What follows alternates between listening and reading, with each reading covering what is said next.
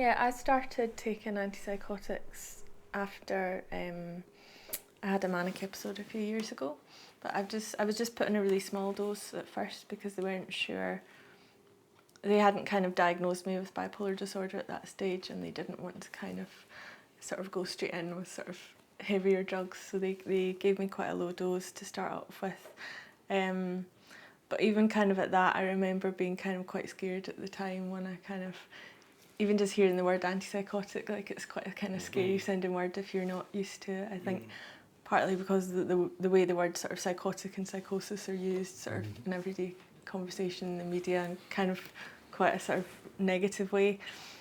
So I was quite scared, and then when I read the side effects I was even more scared, and at that point I just wanted to open up the packets and throw all the pills down the toilet. But I carried on taking them. That was how I got started. I don't think I ever actually thought about it as a choice, because when I was prescribed them, I was actually in A&E having a very, very bad episode. So there was I'd never actually had any debate with myself about whether this would be a good drug or not. It just was what I was given, so to speak. And in a way, I kind of sometimes wished I'd had more time to reflect on that. Not at the time, that it was needed at the time, but when a few months down the line, I wish I'd been able to explore more options. Sometimes it's really difficult to know what your options are, and exactly. At what point you should be kind of questioning like what you're on, and it's difficult to start with that. Yeah, especially if you're not in the right frame of mind at the time. Exactly. I suppose what I would say to anybody who might be in a position where they've been told that they need to go on an antipsychotic is, talk to your doctor about discussing those options. Fair enough, if I take this antipsychotic, or I am taking this antipsychotic, and it's making me feel this way, and I feel like I'm losing out on other parts of my life, what can I also do? I think it's important to talk to the people that are suggesting it, and as you said, options. I feel people should, if they've been told they should go on an antipsychotic, I think, unless it's almost an emergency thing, which for me very much helped. For a short term, I think that worked well. But for a long term, you need to discuss with a close relationship with your doctor or psychiatrist, because it is your life as well as your illness. So and like I say, sometimes doctors just want to stick with it. They see you're functioning like normal, and they see you every day-to-day activities you can do, so they'll just say stick with it. But only you know yourself through your own insight of what you were like before and how you want to be like. So maybe it definitely needs to be discussed with the doctor or the psychiatrist. The doctor I see now, he's really good, because I can tell him I think I'm able to come down a little bit, decrease the medication a little bit, and he's fine with it. And then he talks to me about it in a really casual kind of way. I find that I've said to them a few times, I'd like to go down because I'm not myself anymore.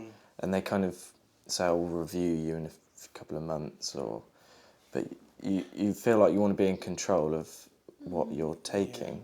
And the side effects as well. It's difficult, like you were saying, about who you are and your personality.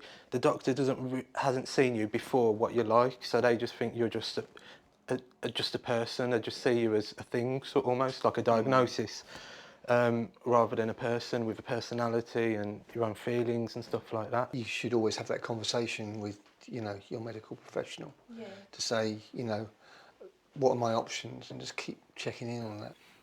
The good thing about going straight on the tablets was that I could go back to work, because during my episode, of course, no one at work knows, and there's a stigma, so I didn't want to tell people I didn't want to know. I think like the tiredness thing was the main thing for me at the time. I was only working part-time 2 days a week, and I don't think I would have been able to work full-time on that.